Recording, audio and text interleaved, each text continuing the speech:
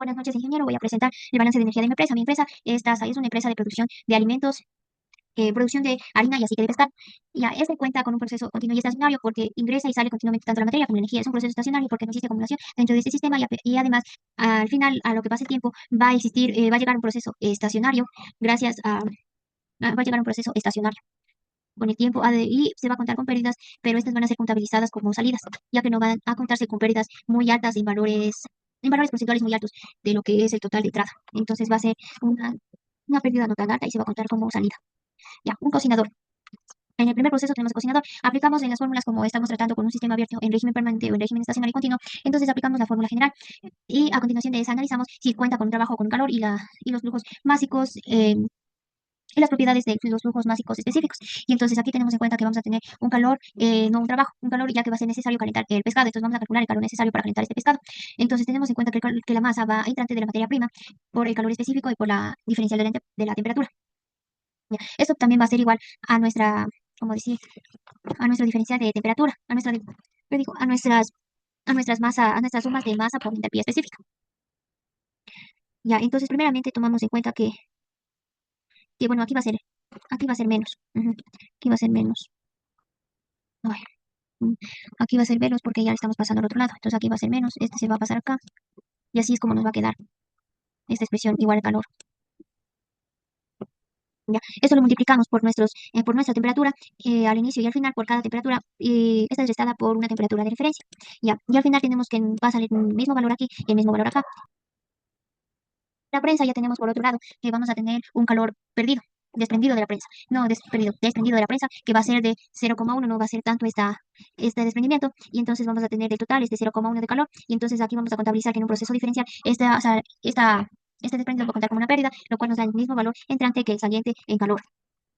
Para un separador vamos a tener en cuenta que no va a existir ni trabajo ni calor, porque en este caso o sea, sí va a existir, pero no va a ser significante el calor. Y el trabajo no realiza ningún trabajo, ya que estamos realizando simplemente como solo se va a insertar el licor de presa, una tipo purificación de licor de presa.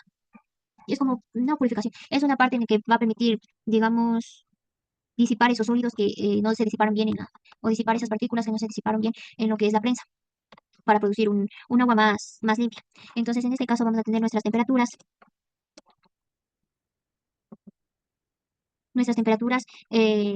que van a ser las mismas, y entonces al no tener en cuenta el calor sometido que va a ser insignificante, y entonces esto va a ser igual. Aquí observamos una pequeña diferencia, pero es por lo que vamos a contar, sí, con sí, un calor, pero este calor no va a ser tanta la diferencia, entonces por eso le tomamos así. Ya. Tenemos la centrifugadora. En este caso tenemos en cuenta que aquí se va a realizar un trabajo y este trabajo va a ser igual al trabajo de entrante y trabajo de salida ya.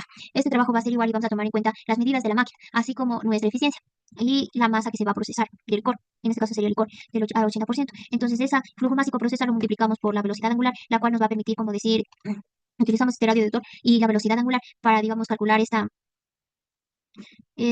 cómo se trasladaría, o sí, sí, cómo se trasladaría o cómo va a ser el flujo básico de nuestro evaporador en nuestra centrífuga. Y esto lo dividimos para la eficiencia. ¿Por qué lo dividimos para eficiencia? Ya que cada máquina cuenta con su eficiencia, no va a ser al 100% como son los procesos reales. Esos son los procesos reales. Entonces, tenemos en cuenta nuestro trabajo que va a ser realizado. Ya, por otro lado, el evaporador. El evaporador se considera las entradas de licor y la salida de concentrado. En esta ocasión tenemos en cuenta que nuestro calor de vaporización va a ser va a ser sí, vamos a tener en cuenta que va a existir, nuestro calor no va a existir un trabajo en sí. El calor porque vamos a visibilizar un escape de vapor, de agua. Entonces, para calcular ese calor de vaporización que necesitamos para que se evapore el agua en este evaporador, multiplicamos la masa que va a ser como la capacidad que va a tener el evaporador para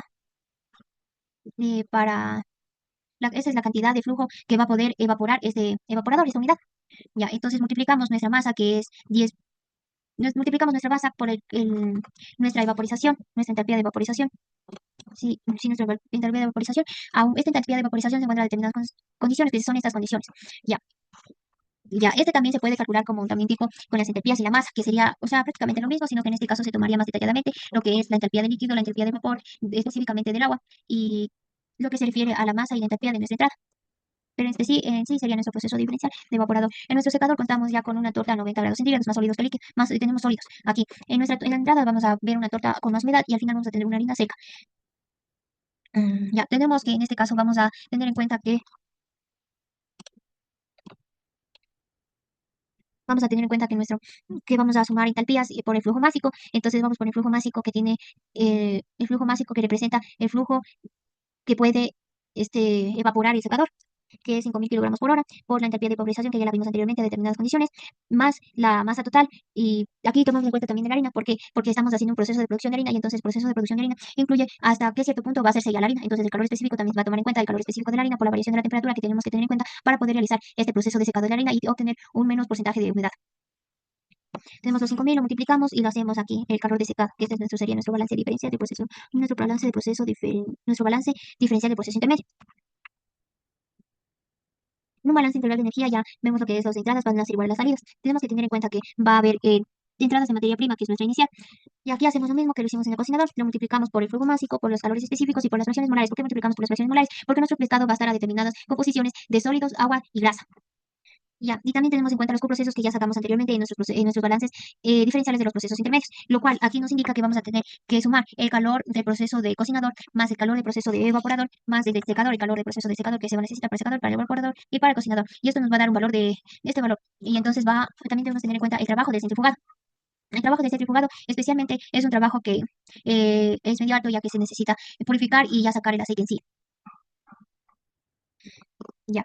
Por último, hacemos nuestro balance de vuelta tenemos en cuenta las energías de salida. Las energías de salida, primero vamos a calcular que al final vamos a tener dos productos, sí, dos productos que se necesitaron en la finalidad, lo que es la harina y el aceite. La harina se va a producir en mayor cantidad, lo que tenemos el 20% del total del flujo másico de entrada, lo que nos daba un 8.000.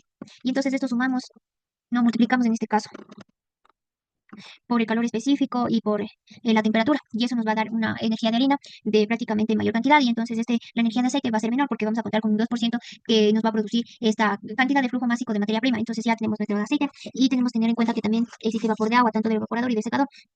Estos se suman ya que va a contar parte como nuestras salidas. Se suman y al final tenemos que nos va a faltar existe una diferencia por lo que contamos como pérdidas, que existen del 7%, y entonces estas pérdidas se suman a las salidas, contando como en cuenta que esta fue una salida, y entonces ahí sí nos va a quedar un balance ya realizado integral que va a salir entradas igual a salidas.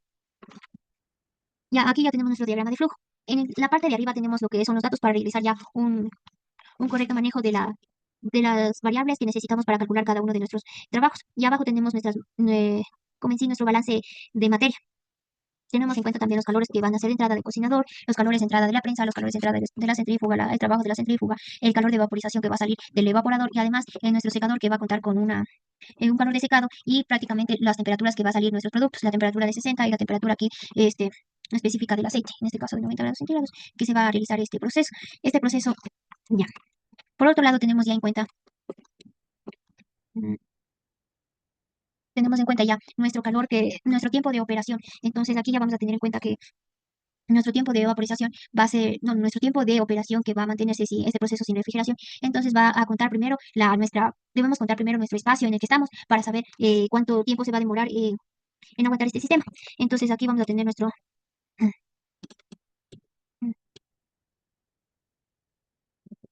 pues vamos a tener nuestro entorno con nuestras máquinas aquí. Y entonces aquí generalmente vamos a calcular este espacio. ¿Cómo calculamos este espacio? Por la masa, que es igual al volumen por la densidad. Aquí tenemos en cuenta nuestro volumen, que va a ser de este espacio aproximadamente, y nuestra densidad, que es del aire, que es el espacio que debemos calcular. Ya, 1.200 kilogramos va a ser nuestro espacio total. Y tenemos que tener en cuenta que las pérdidas estimadas también van a formar parte como acumulativa a que nuestro sistema no se quede más tiempo, quiere decir que puede explotar. Entonces, también tomemos en cuenta estas temperaturas. Aquí estas relaciones que realizamos es que, ¿cómo nos da? Es 50 grados centígrados, tomando en cuenta que este va a ser nuestra temperatura límite para que, entonces primero vamos a verificar cuál sería la temperatura permitida. Entonces vemos que si la temperatura del ambiente va a ser de 25 grados centígrados, lo único que nos va a quedar es 25 grados centígrados más, es decir, que no podemos pasarnos de esa temperatura. Entonces, para el tiempo para alcanzar esta temperatura va a ser el acumulado por el tiempo que es el que se acumula esto, y la fórmula del calor, que es masa por la capacidad del aire, en este caso sería del aire, por la variación de temperatura. Ya, y eso prácticamente despejamos y aquí es porque prácticamente lo despejamos y nos va a salir un total de 1,24 minutos. Este valor se nos hace lógico por lo que vamos a contar con un sistema de refrigeración que no va a estar disponible y nuestro espacio sí va a ser más o menos grande, entonces la temperatura, entonces todos estos factores influyeron en observar cuánto tiempo va a aguantar este sistema termodinámico, esa acumulación de energía que tenemos dentro de nuestro sistema, esa acumulación de calor, de transferencia de calor, transferencia de energía. Aquí tenemos aquí tenemos, bueno, las fuentes bibliográficas de donde se sacaron los flujos básicos, tanto como de la 1 como de la 1.2, de los flujos energéticos, los datos necesarios para poder realizar los balances de energía.